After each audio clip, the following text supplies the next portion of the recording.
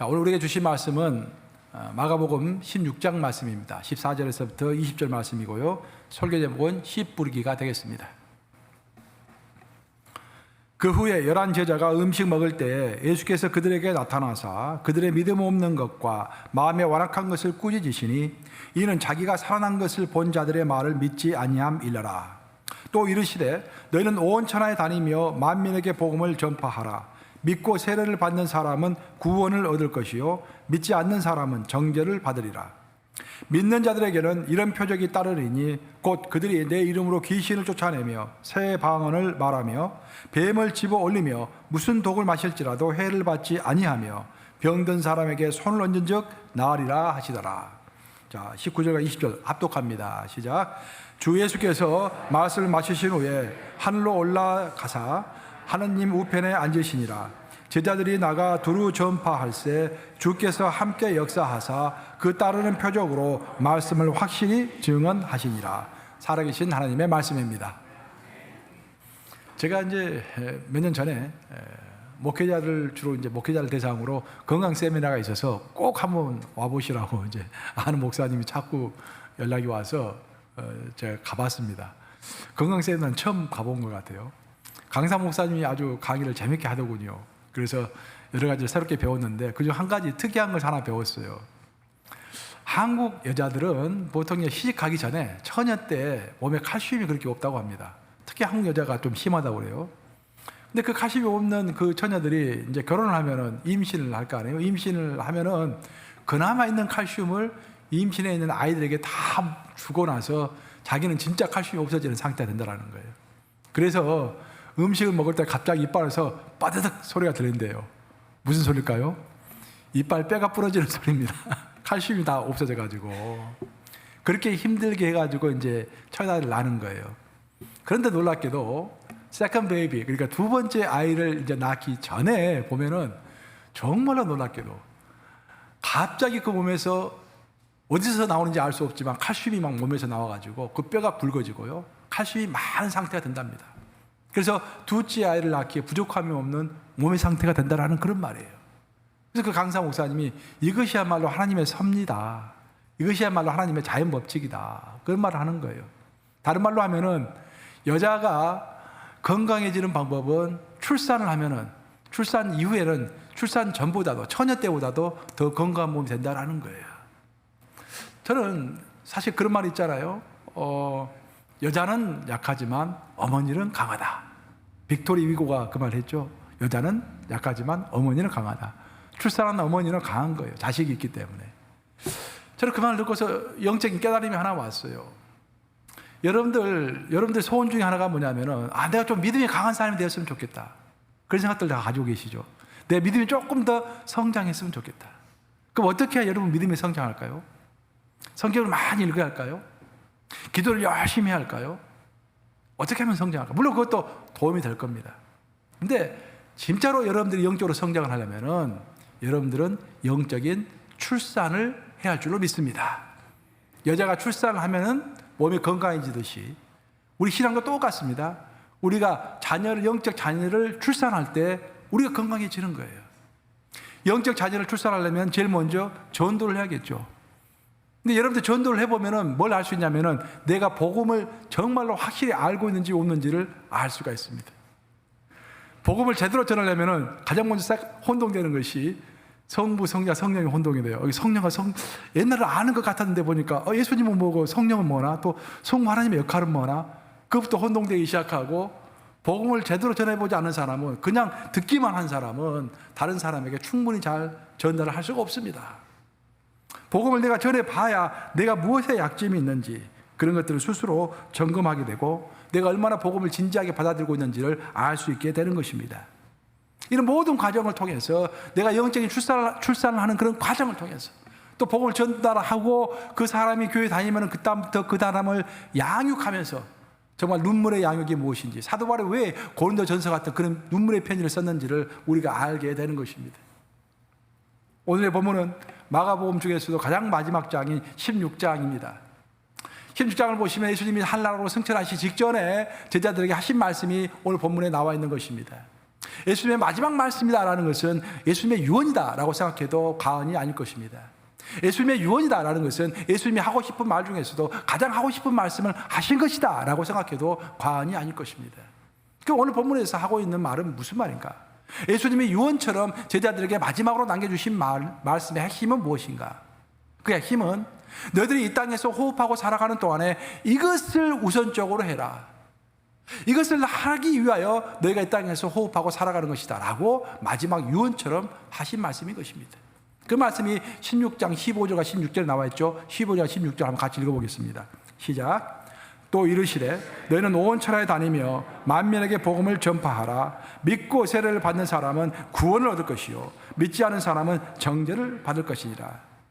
만민에게 복음을 전파하는 것, 이것이 바로 우리가 호흡하며 살아야 하는 가장 귀한 이유다라는 것입니다. 만민에게 복음을 전파하는 것, 그것이 바로 교회의 사명이다라는 거예요.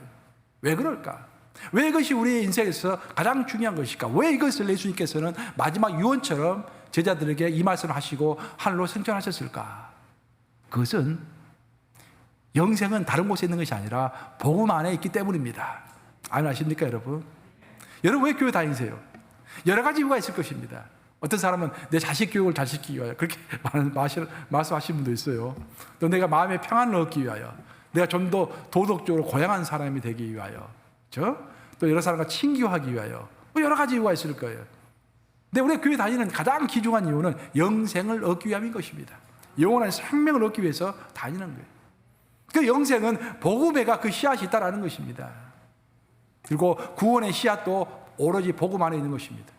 방금 우리가 읽은 15절과 16절의 핵심적인 말씀은 구원을 받는 자는, 세례를 믿고 세례를 받는 자는 구원을 얻고 믿지 않는 자는 정죄를 받으리라, 그런 말씀이세요. 많은 사람들은 구원받은 것은 좋아하죠. 하지만 정죄받는 것은 싫어합니다. 많은 신학자들도, 어떤 신학자들은 구원은 있지만 천국은 있지만 지옥은 있을 수 없다라는 그런 이야기도 많이 합니다. 그렇지만 성경은 그렇게 얘기하지 않아요. 명확하게 말씀하십니다. 믿고 세례를 받는 자는 구원을 얻을 것이요 믿지 않는 사람은 정죄를 받으리라, 즉 지옥을 갈 것이다 라는 그런 말씀입니다. 영생의 씨앗은 오로지 복음에만 있는 것입니다.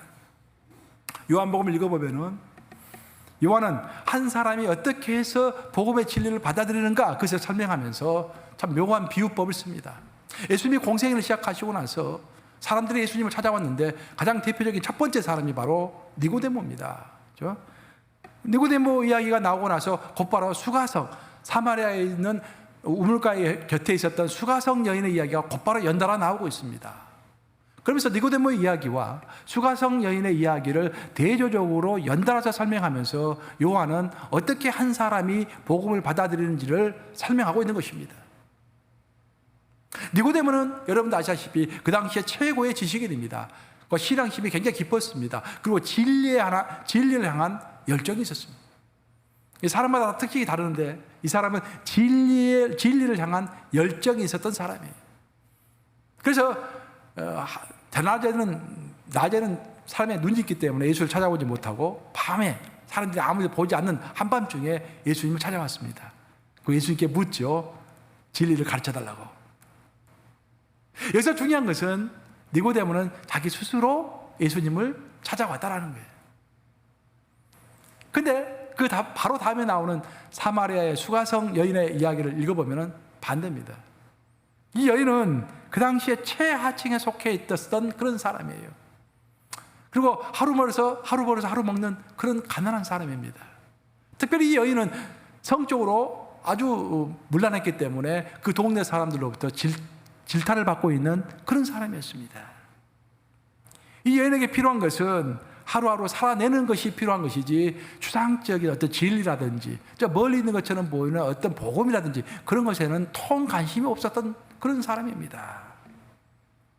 그런데 놀라운 것은 예수님은 이 여인을 딱 지목하고 이 여인이 종호에 그 우물가에 나온다는 사실을 미리 아시고 그 여인이 나오는 시간에 조금 더 미리 가서 그 우물가에 앉아 있음으로 인해서 그 여인을 만나 주신 것입니다. 여기서 중요한 것은 뭐냐면은 이 여인이 예수님을 니고데모처럼 직접 찾아간 것이 아니라 누가 그 여인을 찾아갔습니까? 예수님이 그 여인을 찾아간 것입니다. 이처럼 어떤 사람들은 니고데모처럼 스스로 교회를 찾아오는 사람이 있어요. 우리 교회가 굳이 전도를 하지 않더라도 교회에 찾아옵니다. 요즘은 코로나 때문이라 그런지 좀 뜸하지만 주로 찾아옵니다. 가만히 있어도 교회. 그런 사람들이 있어요. 열정 있는 니고데모와 같은 사람들이죠. 하지만 어떤 사람들은요, 우리가 찾아가서 복음을 전달해 주지 않으면 평생 죽을 때까지 복음이 뭔지도 모르고 살다가 죽는 사람이 있다라는 그런 말입니다. 사도행전을 읽어보면은 하나님께서는 얼마나 마음이 답답하셨는지 빌립에게 하나님의 사자를 보냅니다. 천사를 보냈는지 하나님의 성령을 보냈는지 하나님의 사자를 보내요. 하나님의 사자가 빌립에게 이야기합니다. 너 속히 가서 빨리 달려가라.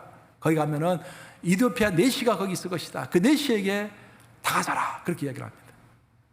그 네시의 문제는 뭐냐면은 믿음이 있었어요. 이 사람은 믿음을 갖고 싶어. 더 깊은 믿음을 갖고 싶고 하나님의 말씀을 이해하고 싶었어요. 그래서 이사야 말씀을 수리해서 읽고 있는데 아무리 읽어도 이해가 안 되는 것입니다.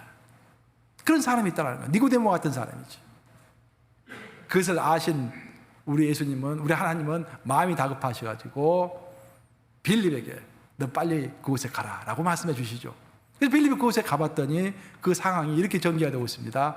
사도행전 8장 30절 말씀이죠. 31절 한번 같이 읽어보겠습니다. 시작. 빌립이 달려가서 선지자 이사야의 글 읽는 것을 듣고 말하되 읽는 것을 깨닫느냐 대답하되 지도해 주는 사람이 없으니 어찌 깨달을 수 있느냐 하고 빌립을 청하여 수레에 올라 같이 앉으라 하니라. 바로 여기에서 지도해 주는 사람이 없으니 내가 어찌 깨달을 수 있겠느냐 라는 말이 우리 하나님의 마음을 아프게 하는 것입니다. 이게 하나님의 마음이에요. 복음을 알고 싶어도, 진리를 알고 싶어도 알지 못하는 사람들, 누군가가 전달해 주는 사람이 없기 때문에 그냥 하루 먹고 하루 사는 것으로 족하면서 죽을 때까지도 복음을 제대로 모르고 살다가 죽는 사람들, 그런 사람들 보면서 하나님의 마음이 아픈 것입니다. 우리가 신앙생활을 할 때 내가 신앙생활을 잘하는 것도 중요하지만 신앙생활을 깊이 있게 하는 것도 중요하잖아요. 제가 인생을 살아보니까 내 신앙이 언제 가장 깊어지냐면은 성부 예수의 마음과 그 성자 예수를 십자가에 보내시는 그 아버지의 마음이 느껴질 때 있잖아요. 그때 내 신앙이 많이 눈물이 생기고요, 안타깝고. 그러니까 내가 이제 청년 시절에도 복음을 많이 전했지만 청년 시절에 복음을 전하는 것과 지금 내가 복음을 전하는 것은 많이 다른 것 같아요. 지금은 항상 우리가 너무도 익히 알고 있는 사실, 그리스도께서 나 때문에 가시 면류관을 쓰시고 피를 흘리시고 옷이 다 벗겨지셔가지고 조롱을 당하시고 십자가에서 못이 박히시고 창으로 옆구리를 찔려서 피와 물을 다 흘리셨는데 그 나의 죄 때문이다라는 거 있잖아요. 저는 그런 말을 전할 때 눈물이 나요. 너무도 익히 수만 번을 들었던 소리임에도 불구하고 눈물이 납니다. 이게 하나님의 마음이 이제 이해가 되는 거예요.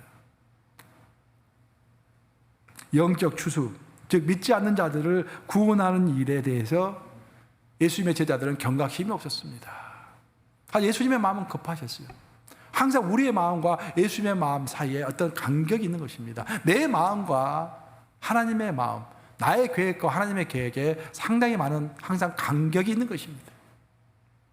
우리가 쉽게 잊어버리고 쉽게 합리화하고 쉽게 내 방식대로 생각하기 마련입니다. 그래서 예수님의 마음, 성부 하나님의 마음 잘 이해할 수가 없죠. 예수님은 한 번은 제자들을 데리고 워낙 답답하셔가지고 이런 말씀 하셨죠. 요한복음 4장 35절 말씀이죠. 한번 같이 읽어보겠습니다. 시작. 너희는 넉 달이 지나야 추수할 때가 이르겠다 하지 아니하느냐. 그러나 나는 너희에게 이르노니 너희가 눈을 들어 밭을 보라. 희어져 추수하게 되었도다. 이 말씀은 제가 항상 잘 기억하는 게 30년도 넘기 전, 제가 대학을 졸업하고 직장을 다닐 때 이 성경을 읽는데 갑자기 이 구절이 잘 이해가 안 되는 거예요. 너희가 넉 달이 지나야 추수할 때가 이르겠다 하지 아니하겠느냐. 그러나 나는 너에게 이르노니, 이게 무슨 말인가 도대체 아무리 생각해봐도 이해가 안 되는 것입니다. 그래서 내 직장에서 전시 시간에 내 직장에서 기독교 서예라고 종각 교보문고 바로 옆에 이제 있잖아요. 그곳이 유일하게 이제 주석서를 파는 곳이에요. 영어 주석서를 파는 곳이에요. 그러니까 한국에서 이제 직수입해가지고 미국에서 이제 그 성경의 주석서들을 이렇게 영어 언어로 이렇게 이제 원서를 팔고 있죠. 그곳에 가가지고 거기서 빼가지고 좀 읽어봤어요. 도대체 요한복음 4장 35절 말씀 무슨 말씀입니까? 읽어봤더니 그런 뜻이에요. 이것은 유대의 속담입니다. 속담. 유대 사람들 중에서 게으른 사람이 있을 거 아니에요? 게으른 사람들이 일하기 싫으니까 그는 핑계를 대는 것입니다. 야, 추수하려면 아직도 4달이나 남았어. 오늘 하루 쉬어도 괜찮은 거야. 그렇게 이야기 자꾸 한다는 거예요. 제자들도 마찬가지였습니다. 예수님의 마음은 급하셔가지고 빨리 복음을 전파하고 믿지 않는 자들 믿게 하고 그들이 지옥에 떨어지는 것을 구원해 줘야 하는데, 제자들은 아니 내일로 있잖아요. 오늘 굳이 할 필요가 뭐가 있습니까? 오늘 내가 좀 내 가정일도 좀 돌보고 오늘 좀 내가 쉬고 오늘 뭐 여러 가지 행사하느라 좀 피곤하니까 오늘 교회 나가지 말고 그냥 집에 있고 그냥 그런 식으로 계속 미루는 거예요. 이게. 그때 예수님이 너무 답답하셔가지고 제자들아 제발 좀 눈을 들어 밭을 보아라. 헤어져 추수할 때가 되지 않았느냐? 지금 당장에 나가서 추수를 해야지 넉 달이나 기다린다는 이게 무슨 말이냐라고 예수님께서 제자들에게 한탄하시면서 하신 말씀이에요. 제자들의 문제는 눈을 들지 않는다라는 거예요. 그 눈은 항상 땅을 보고 있습니다. 내 문제를 보고 있습니다. 내 가정만 보고 있습니다. 내 미래만 보고 있는 거예요. 하나님의 나라를 보지 않는 것입니다. 세상을 보지 않는 것이죠. 이것은 예수님께서 제자들에게 하신 말씀이지만 우리에게도 그대로 적용이 됩니다. 오늘날 우리에게 삶의 무게가 너무 큰 거예요. 그래서 사명의 무게를 감당하려고 하지 않는 것입니다. 하지만 여러분, 우리가 신앙생활을 한다는 신앙인으로서요, 항상 우리는 사명의 무게가 삶의 무게보다 커야 돼요. 삶의 무게가 우리 사명의 무게보다 더 커버리면 그 신앙인이 아닙니다. 이미 자기 십자가를 지지 않는 거예요. 그것은 신앙이 엑서사리와 같은 것입니다. 우리가 신앙의 길을 걸어간다, 내 십자가를 지고 예수를 쫓는다라는 것은 사명의 무게를 인정하는 것입니다. 그 사명의 무게를 다 감당하기 위해서 내 삶의 무게를 가볍게 하는 것이죠. 포기할 것은 포기하고 내 삶을 단순화시키는 것이죠. 어쨌든 예수님은 마음이 다급하셨습니다. 제자들로 하여금 눈을 들어 밭을 보아라. 헤어져 추수할 때가 되었도다. 지금 당장 서둘러서 추수하라 라고 말씀하시는 것입니다. 그 말씀하신 이후에 예수님은 12 제자를 향해서 계속해서 말씀을 이어가시는데 37절과 요한복음 4장 37절과 38절에서 이런 말씀하시죠. 한번 같이 읽어보겠습니다. 시작. 그런즉 한 사람이 심고 다른 사람이 거둔다 하는 말이 옳도다. 내가 너희로 노력하지 아니한 것을 거두려 보내었노니 다른 사람들은 노력하였고 너는 그들이 노력한 것에 참여하였느니라. 여기서 예수님이 아주 흥미로운 단어를 사용하십니다. 심는 사람이 있고 거두는 사람이 있다라는 거예요. 즉 복음을 뿌리는 사람이 있고 뿌린 복음을 추수하는 사람이 따로 있다는 것이죠. 여기서 이제 말하는 본문의 컨텍스트를 보면은 예수님과 예수님 전에 있었던 선지자들은 하나님의 말씀을 뿌리는 역할을 했습니다. 그죠? 복음을 뿌리는 역할을 했어요. 그리고 이제 12 제자들은 그 복음을 이제 거두드리는 그런 때가 되었다 그런 말이에요. 이것은 우리에게도 똑같이 적용이 됩니다. 어떤 한 사람이 예수님을 영접하려면요, 내가 복음을 전해가지고 그 사람이 복음을 영접할 수도 있지만 대부분이 만약 내가 오늘 어떤 사람에게 복음을 전했는데 그 사람이 오늘 복음을 받아들였다 한다는 것은 그 전에 이미 여러 가지 사건들이 있었던 거예요. 많은 사람들이 그 사람에게 이미 복음을 전파한 것입니다. 그러다가 그것이 쌓이고 있는 상태에서 내가 적당한 시기에 복음을 전파한 것이죠. 그래서 오늘 복음을 받아들이게 되는 것입니다. 그래서 나는 거두는 자가 되는 거예요. 다른 사람들 많이 뿌렸는데 내가 오늘 거두는 자가 되는 거예요. 그래서 반대로 표현하면은 오늘 내가 복음을 전했을지라도 이 사람이 복음을 받아들이지 않는다고 한다면은 오늘 나는 뿌리는 것입니다. 씨를 뿌리고 있는 거예요. 내가 조금 그만큼 내가 복음을 전파한 만큼 뿌린 거예요. 그러다가 그 사람이 1년이 지나고 10년이 지난 이후에야 어떤 계기가 돼가지고 복음을 받아들이겠죠. 그럼 하늘나라로 가면은 나에게 상급이 있겠습니까? 없겠습니까? 있는 거예요. 한 사람이 복음을 영접했으면 그 한 사람을 통해서 한 100사람은 상급을 받게 되는 것입니다. 뿌린 사람은 다 상급을 받게 되니까. 그렇죠?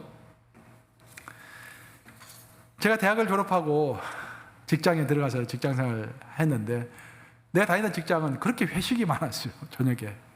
일주일에 한 30번 있었던 것 같아요. 회식이 많습니다. 술을 자꾸 이렇게 많이 마셔요. 근데 이제 저는 이제 회식 가면은 술 안 마십니다. 가긴 간데 술 안 마셔요. 그러니까 사람들이 이제 한번 물어봐요. 아니, 왜 술 안 마시냐고. 나는 교회 다니니까 술 안 마시겠다고.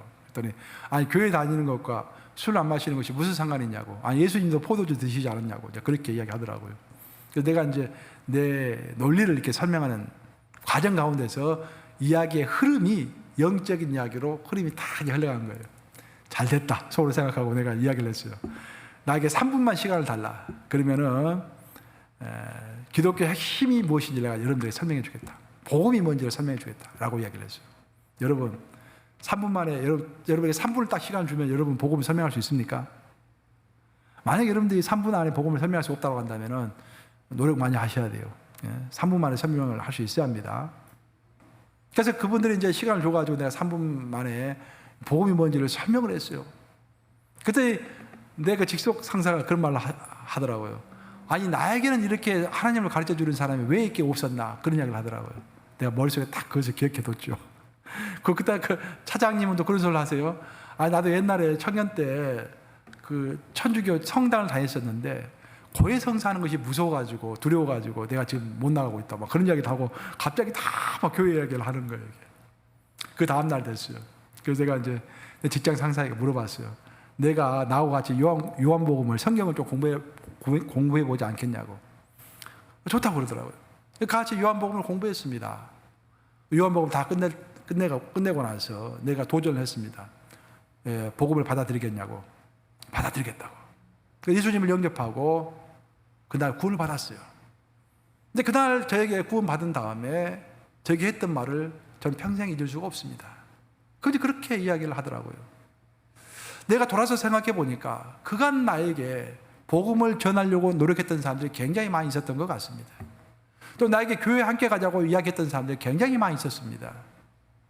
그 사람들의 사랑과 그 사람들의 기도와 그 사람들의 공유, 그 한마디의 말들이 계속 내 영혼에 쌓이고 있었던 것 같습니다. 그러다가 쌓일 대로 쌓였는데 강형제가 나를 지금도 형제라고 불러요. 그분은 지금도 계속 연락하는데 이번에는 책도 냈어요.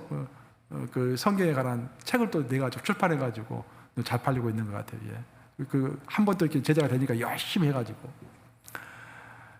이제 강형제가 그 시간이 딱 됐을 때 하나님의 때가 됐을 때 나에게 복음을 전파해 주니까 다시 한번 확인해 주니까 내가 영접한 것 같습니다. 아, 내 마음이 확 열리더라고요. 아, 바로 이거구나. 오늘 본문에서 예수님이 하신 말씀입니다. 많은 자들이 뿌렸어요. 근데 어떤 자들은 뿌리지 않았지만 거두기만 할 수 있는 것입니다. 그래서 노력하지 아니한 것을 내가 너에게 거두라고 보내는 것이다 라고 하신 예수님 말씀이 바로 그 경우에 해당되는 것입니다. 제가 지난주에는 선임이 우리 가정을 방문하셨어요. 부부가. 그래서 정말 오랜만에 보시는 분들이라 가지고 이제 우리가 좀 집에서 부부끼리 이렇게 대화를 좀 나누었습니다. 뭐 우리 어른이시죠, 저보다. 그렇지만 이제 정말 오랜만에 만나가지고 여러 가지 대화를 나눴어요. 근데 저는 모르고 있었는데 이분이 교회를 출석하지 않고 있더군요. 근데 교회는 출석하지 않지만 본인은 크리스찬이라고 이야기를 하더라고요. 참 신기하다. 교회 안 나가는데 어떻게 해서 크리스찬이라고 할 수 있는가. 이야기를 들어봤더니 어린 시절에 시골에서 자랐는데 그 시골이 좀 가난했던 것 같아요. 그 시골에 성결교회가 하나 있었대요. 조그만 교회인데 이제 그 건물도 뭐 시원찮고 또 돈이 없어가지고 콘크리트로 바닥을 깔지 못하고 그 흙바닥에다가 가마니를 이렇게 깔고서 이제 예배를 드리는 그런 교회였대요. 그곳에는 이제 담임 목사님을 참배할 수 없어가지고 전도사님이 이제 심을 하시는데 전도사님이 꼬마들이 가면은 이야기를 이렇게 재밌는 옛날 이야기를 많이 해줬대요. 그래서 애들이 이제 이야기 들으려고 그 당시에는 뭐 라디오 같은 것도 없고 그러니까 이제 그 시골에 교회를 자꾸 간 거예요. 근데 그분도 그 전도사님이 해주는 이야기가 재밌어가지고 교회를 자주 다녔대요, 거기에. 근데 그것이 머릿속에 딱 입력이 된 거예요. 그래서 이분이 성장하시고 대학을 졸업하고 어떤 무슨 시험을 이제 보고 싶어가지고 절간에 들어갔습니다. 옛날 저 당시만 하더라도 무슨 뭐 고시 공부를 한다든지 무슨 공부를 하면은 이제 주로 절에 들어가서 공부를 많이 했잖아요. 이분도 절간에 들어간 거야. 근데 그 절에 들어가 봤더니 그분만 이제 와 있는 것이 아니라 많은 학생들이 와 있었대요. 거기는 하나의 규칙이 있는데 예불을 드릴 때 하루에 3번 예불을 드리는가 봐요. 예불을 드릴 때 반드시 거기서 공부하는 학생들도 함께 예불에 참석해야 하는 거예요. 근데 이분은 한 번도 절대로 예불에 참석하지 않았대요. 그래서 주지스님이 야, 참 특이한 놈 들어왔구나. 너는 왜 이렇게 예불에 참석하지 않느냐라고 물어보더래요. 그래서 저는 크리스찬이니까 절대로 예불에 참석할 수 없습니다 라고 이야기했다라는 거예요. 자기가 왜 그렇게 이야기했는지 지금도 생각해 보면 참 특이하다라는 거예요. 교회에 다니지 않고 있지만 자기는 항상 아직도 크리스찬이라고 생각한다는 것입니다. 왜 그럴까? 바로 그 어린 시절에 그 가난했던 성결교회에서 그 가만히 위에서 들었던 전도사님의 이야기, 거기서 받았던 그 크리스찬의 이미지, 그런 것을 지금도 강력하게 그분을 휘어잡고 있고 그 기억이 그분을 붙잡고 있는 것입니다. 비록 아직까지는 교회에 나오고 있지 않고 있지만 언젠가는 곧 나가게 되겠죠. 예수를 영접하게 되겠죠. 여기서 제가 강조하고 싶은 이야기는 뭐냐면은 하나님의 말씀이 한번 선포가 되었더니 또 그 어떤 한 계기가 됐더니 그분 안에서 복음의 진리가 지금도 자라고 있는 것입니다. 그러다 어떤 시기가 되면은 분명히 이분이 예수님을 영접하고 교회에 나가겠죠. 나는 100% 확신합니다. 이것이 바로 시편의 이야기입니다. 시편 126편 5절과 6절 이렇게 되어 있죠. 시편 126편 5절 6절 같이 읽어보겠습니다. 시작. 눈물을 흘리며 씨를 뿌리는 자는 기쁨으로 거두리로다. 울며 씨를 뿌리러 나가는 자는 반드시 기쁨으로 그 곡식단을 가지고 돌아오리로다. 그렇죠? 씨를 뿌리는 자, 어떻게? 눈물로 씨를 뿌리는 자.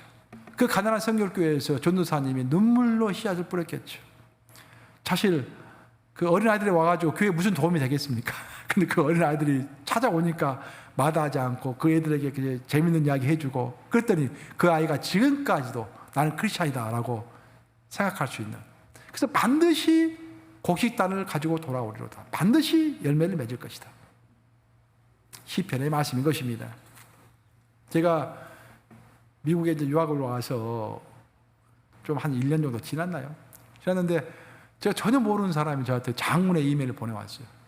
그 당시만 해도 이메일로 이렇게 교통을 많이 없었던 시대거든요, 사실. 지메일 같은 것도 그 당시에는 없었고, 뭐 아마존도 그때 없었고, 뭐 그랬는데 그분이 어떤 분이 저한테 이메일을 보내왔어요. 읽어봤더니 전혀 모르는 사람이에요. 내용을 읽어봤더니 그런 내용입니다. 제가 이제 그 직장생활 할 때 점심시간이 되면 꼭 저는 이제 여의도 광장에 가서 복음을 전했어요. 그 퇴근할 때는 영등포역에 가서 복음을 전하고 하루에 2번 복음을 전했어요, 제가. 근데 이제 그 여의도 광장에서 제가 복음을 전하고 있을 때 나를 만났다라는 거야. 그때 이제 나를 따라서 또한 성경 공부도 몇 번 했다라는 거야. 30번 했다라는 거예요. 그러다가 이제 자기 바쁘고 그래가지고 헤어졌다라는 것입니다. 나랑 헤어졌는데, 그러고 나서 한국에서 IMF가 터졌습니다. 한국에서 IMF가 터지면서 이분이 실직을 한 거예요. 실직을 하면서 너무 마음이 어렵고 세상이 힘들고 그런 과정 가운데서 문득 내가 생각나더라라는 것입니다. 하나님의 말씀을 가르쳐 줬던 어떤 한 사람. 그래서 이 사람, 내가 직장이 뭔지를 이 사람이 기억하고 있었기 때문에 직장에 찾아간 거예요. 그래가지고 수소문을 한 겁니다. 그 내가 유학 간 것을 알게 되고 내 직장 종로를 통해서 내가 다녔던 선교단체에 이 사람도 조인한 거예요. 그래서 그 내용을 읽어봤더니 강영재님 때문에 지금 제가 이 선교단체에서 지금 열심히 신앙생활을 하고 있습니다. 그것이 주요 내용인 거예요. 저는 거기서 아주 큰 깨달음이 있었습니다. 우리가 전도를 많이 하잖아요. 내 시간을 내서 열심히 전도합니다. 그럼 어떤 사람은요, 막 욕을 하는 사람도 있어요. 한국에서 전도를 하면 막. 그렇게 싫어하는 사람도 있습니다. 그래도 내 시간을 내서 복음을 전파하는 거예요. 그러면 한 50명의 복음을 전파하면은요, 한두 명이 같이 만나서 성경 공부를 할 수 있다라고 이야기를 해요. 그 사람 데리고 성경 공부를 하는 거예요. 성경 공부를 하면 퇴근하고 내 돈 들여가지고 밥 사주고요. 그리고 성경 공부하고 뭐 커피도 사주고. 그러다가 성경 공부 한 2-3번 참석하다가 또 안 나버려요, 또. 그럼 내 마음이 많이 낙담이 되죠. 목회하면서 제일 힘든 것 중에 하나가 사람들에게 정성을 쏟고 가르치고 서로 좋다고 이야기하다가 헤어질 때, 그렇죠? 마음이 많이 아프죠. 내가 이렇게 헤어지려고 그동안 이렇게 많은 에너지를 쏟았던가 그런 생각이 들기도 하지요.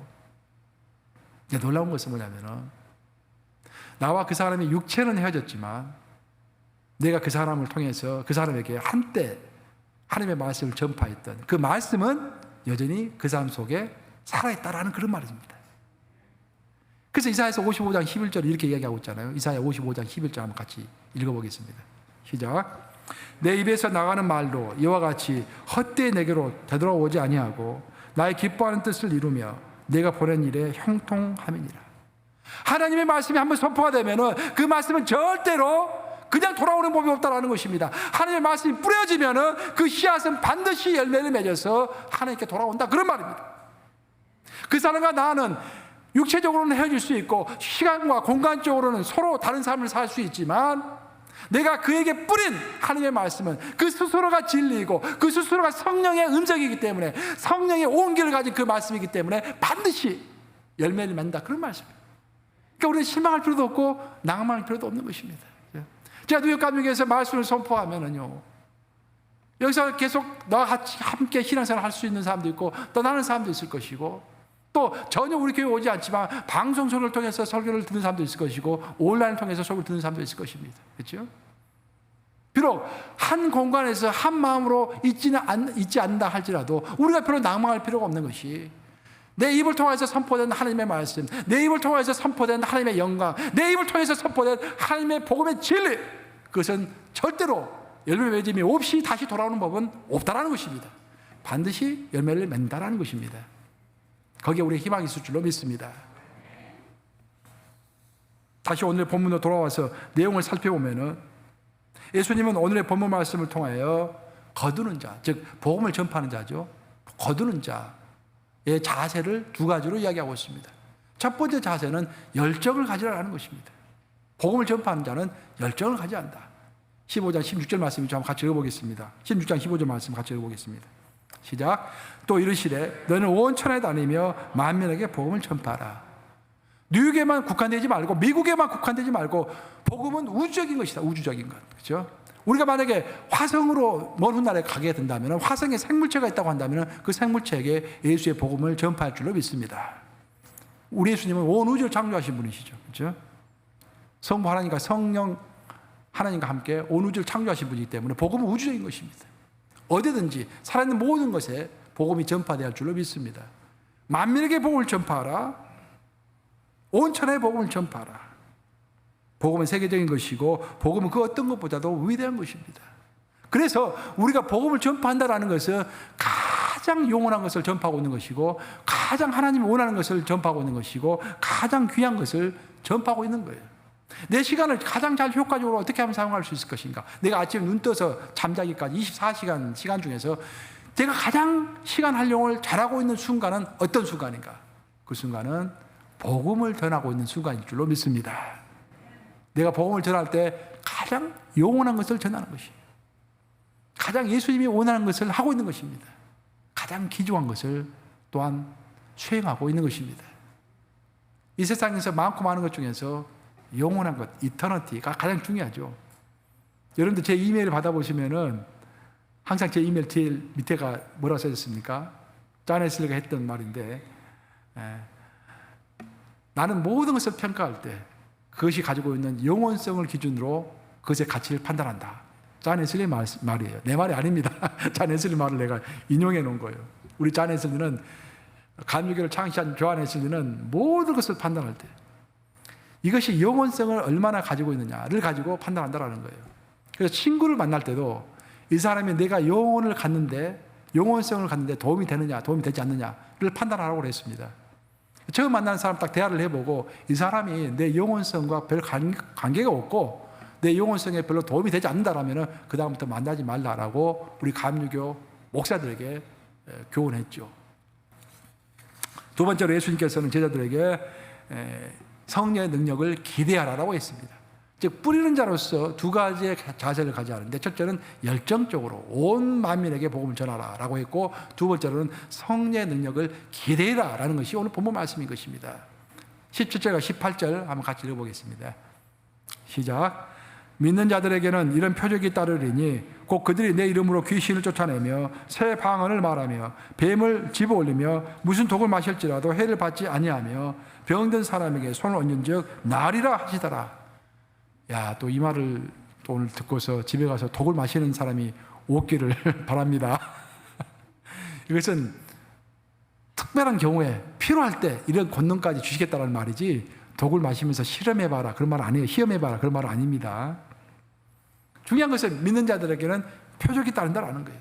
왜? 내 안에 성령께서 계시기 때문에. 성령은 인격이십니다. 인격이다라는 것은 우리가 친구와 대화하듯이 대화할 수 있고 함께 살아갈 수 있다는 그런 말이에요. 지정의가 있다는 말입니다. 성령은 우리를 통해서 우리에게 성령의 인격을 드러내시기를, 퍼스널리티를 드러내시기를 원하십니다. 하지만 동시에 성령은 우리를 통하여 성령의 권능을 또한 드러내기를 원하시는 것입니다. 그래서 우리는 전도할 때도 마찬가지고 일상의 삶을 살 때도 마찬가지고 하나님의 권능을 기대해야 할 줄로 믿습니다. 우리는 의지적으로 내 자신을 성령께 드려야 합니다. 그리고 성령의 임재와 능력을 갈망해야 돼요. 그런 상태에서 성령께서 이끄신 대로 순종하는 것입니다. 그때 내 삶에 어둠이 사라지고 내가 하나님의 권능 가운데 있게 되고 내가 선포하는 모든 복음의 말씀들이 권능의 복음이 될 줄로 믿습니다. 이렇게 성령께서 우리를 온전히 소유할 때 우리는 사복음서에 나오는 베드로에서 사도행전에 나오는 베드로로 변화가 되는 거예요. 무슨 말이냐면은 여러분, 사복음서에 나오는 베드로는 믿음이 있었습니까? 없었습니까? 믿음이 있었죠. 상당한 믿음이 있었죠. 그래서 예수님의 수제자였습니다. 근데 예수님의 수제자이며 예수님과 3년 동안 동행했음에도 불구하고 툭하면 흔들렸죠. 이게 자꾸 화도 버럭내고 흔들리고 예수님 배반도 하고 자꾸 흔들립니다. 근데 사도행전을 읽어보면은 사도행전에 나오는 베드로는 영 딴판입니다. 한 번도 흔들리지 아니하고 끝까지 꾸준하게 자기 믿음의 길을 간 거예요. 그 도대체 사복음서와 사도행전 사이에 무슨 일이 있었습니까? 도대체 오순절 다락방에서 성령께서 하늘로부터 땅으로 임하셨죠. 제자들이 성령을 받은 것입니다. 성령을 받을 때 권능 받고 그 믿음이 확고해진 것입니다. 그래서 복음을 전파하고자 하는 자들, 만민에게 복음을 선포하고자 하는 자들, 이 세계를 다 돌아다니면서 복음을 알리고자 하는 자들에게 꼭 필요한 것이 성령의 권능이다라는 것입니다. 그래서 오늘 본문 말씀을 통해서 예수님은 복음을 전파하는 자들, 즉 씨를 거두는 자들, 열매를 거두는 자들은 첫째는 열정을 가져야 되고 둘째는 성령의 권능을 의지해야 한다라는 말씀을 하시는 것입니다. 이제 말씀을 마무리합니다. 우리에게는 두 가지 자세가 필요하다고 오늘 본문을 이야기했습니다. 열정을 가져야 한다. 그리고 성령의 권능을 기대하고 성령의 권능과 함께해야 한다. 그렇게 해서 우리가 이제 복음을 전하면요, 복음은 어떤 한 가지 방법으로만 전파되는 것이 아닙니다. 복음을 전파하는 방법은 여러 가지가 나옵니다. 성경을 읽어보면 일단 성경에는 6가지의 복음 전파 방법이 나와요. 제일 먼저 나오는 것이 베드로의 복음 전파 방법입니다. 복음은 베드로는 꺼리낌이 없었습니다. 대중 앞에서 그냥 직설적으로 회개하라, 예수를 영접하라 라고 대중 설교를 하면서 노방 전도죠. 쉽게 이야기하면 아주 힘차게 했습니다. 그것이 베드로의 방법이에요. 근데 바울의 이야기를 읽어보면 상당히 딴판입니다. 바울은 아주 차계적으로 구약의 성경을 딱 설명하면서 왜 예수님이 메시아인지, 예수님을 어떻게 영접해야 하는 건지, 믿음은 무엇인지 그것들을 차근차근 조곤조곤 이렇게 설명해 주는 것입니다. 로마서를 읽어보고 갈라디아서를 읽어보면 기가 막히게 설명해놨잖아요. 오늘날 어떤 사람들은 굉장히 이지적입니다. 굉장히 인텔리전트하다 그런 말이에요. 어떤 사람들은 굉장히 분석적입니다. 이런 사람들에게는 베드로의 방법보다는 무조건 막 노사에 가서 믿어라 하는 것보다는 바울처럼 개인적으로 만나가지고 성경을 딱 펴가지고 설명해주면 좀 더 예수님을 잘 영접할 수가 있겠죠. 반면 오늘 그 성경을 읽어보면요, 복음은 반드시 이렇게 뭘 가지고 성경을 가지고 이렇게 복음을 설명하기보다는 자기의 간증으로서 복음을 전파할 수도 있는 것입니다. 한 번 예수님께서 소경을 치유해 주셨습니다. 소경이 날 때부터 눈이 어두운 사람이었는데 예수님의 기도를 받고서 이 사람이 눈이 띄인 거야. 그래서 사람들 옆에서 여러 가지 이야기를 합니다. 아니 뭐 사탄이 뭐 임했다라는 등 뭐 여러 가지 이야기를 해요. 이 사람 너무너무 복잡했어요. 뭐 신학도 이 사람은 알지 못하는 거예요. 이 사람 딱 한마디 했죠. 나는 도대체 다른 것은 알 수가 없다. 딱 하나만 안다. 나는 원래 눈이 어두운 사람이었는데 예수께서 기도해 주셨더니 내 눈이 띄었다. 그 하나만 알 뿐이다 라고 이야기한 것이죠. 그것이 곧 복음 아닙니까? 예수의 능력을 간증하는 거 아니겠어요? 간증을 통해서 이렇게 우리가 복음을 전파할 수 있는 거예요. 또 우리가 사도행전을 읽어보면은 도르가의 이야기가 나옵니다. 도르가는 크리스찬이었어요. 근데 그는 가난한 과부들을 위해서 옷을 많이 지어가지고 가난한 과부들에게 나눠주었습니다.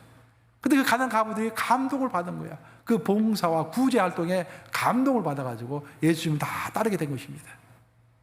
그래서 그 도로가 죽었을 때 베드로에게 연락해가지고 빨리 와달라고 부탁을 하는 것이죠. 이렇게 복음은 굳이 우리가 입을 열어서 예수를 말씀하지 않는다 할지라도 구제를 통해서도 얼마든지 복음은 전파가 될 수 있는 것입니다. 또한 우정을 통해서도 복음은 전파되는 거예요. 예수님의 첫 번째 제자가 누굽니까? 안드레죠, 안드레. 근데 안드레가 예수님으로부터 복음을 이제 예수님 말씀 듣고 나서 그가 선지자인 것을 알게 됐어요. 메시아인 것을 알게 됐습니다. 그래서 안드레가 첫 번째로 복음을 전파했던 사람이 바로 자기의 형인 베드로에게 복음을 전파했죠. 그래서 안드레가 첫 번째, 베드로 두 번째 이렇게 되는 것이죠. 또 우리가 고넬료 이야기를 보면은 고넬료가 베드로를 초청해가지고 자기 집에서 복음을 들을 때 자기 가족과 친척들 뿐만 아니라 자기의 우정스러운 친구들을 다 불러 모았다라고 되어 있습니다. 이처럼 우정이 쌓여있는 상태에서 복음을 전하면 복음이 잘 전파되는 거예요.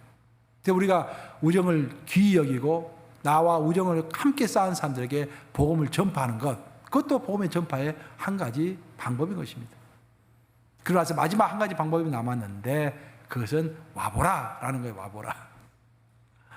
우리 성경을 읽어보면은 사마리아 여인이 이제 예수님으로부터 여러 가지 이야기를 듣고서 이 사람이야말로 메시아다라는 것을 알게 됩니다.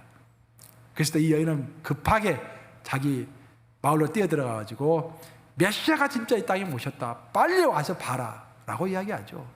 그 여인은 지식이 별로 없었기 때문에 말을 잘 설명을 할 수 없었어요. 오직 한마디 했어요. 와서 봐라 라고 이야기한 겁니다. 또 빌립과 나다나엘 이야기가 나오죠. 빌립과 나다나엘은 약간 수준이 좀 차이가 있었어요. 나다나엘은 학자 타입입니다. 성경을 많이 아는 사람이에요. 그래서 빌립이 예수님을 만나고 와가지고 진짜 내가 선지자를 만났다, 진짜 메시아를 만났다라고 이야기하니까 나다나엘이 성경 말씀을 들어가지고 반박을 하죠. 그럴 리가 없다. 그러니까 빌립이 답답한 거예요. 분명히 자기가 봤을 때는 예수가 메시아가 맞는데 나다나엘의 그 질문을 피할 수가 없는 것입니다. 그때 빌립이 뭐라 합니까? 야, 잔소리하지 말고 일단 와서 봐라. 그렇게 이야기하죠. 그게 요한복음 1장 45절과 46절 말씀입니다. 한번 같이 읽어보겠습니다. 시작. 빌립이 나다나엘을 찾아 이르되 모세가 율법에 기록하였고 여러 선지자가 기록한 그 일을 우리가 만났으니 요셉의 아들 나사렛 예수니라. 나다나엘이 이르되 나사렛에서 무슨 선한 것이 나올 수 있느냐. 빌립이 이르되 와서 보라. Come and see 하니라. 이제 와서 보라. 자, 오늘 뿌리는 것과 거두는 것에 대해서 이야기를 나누었습니다. 우리가 복음을 뿌릴 때, 또 우리가 뿌린 복음을 또 거둬들일 때가 가장 시간을 잘 사용하고 있는 것입니다. 그리고 그 방법은 여러 가지입니다. 부디 여러분 자신에게 가장 맞는 방법을 선택하시고 그 복음을 만민에게 외침으로 하나님이 기뻐하시는 일에 동참하시는 여러분 되시기를 우리 주님의 이름으로 축원합니다. 기도하겠습니다.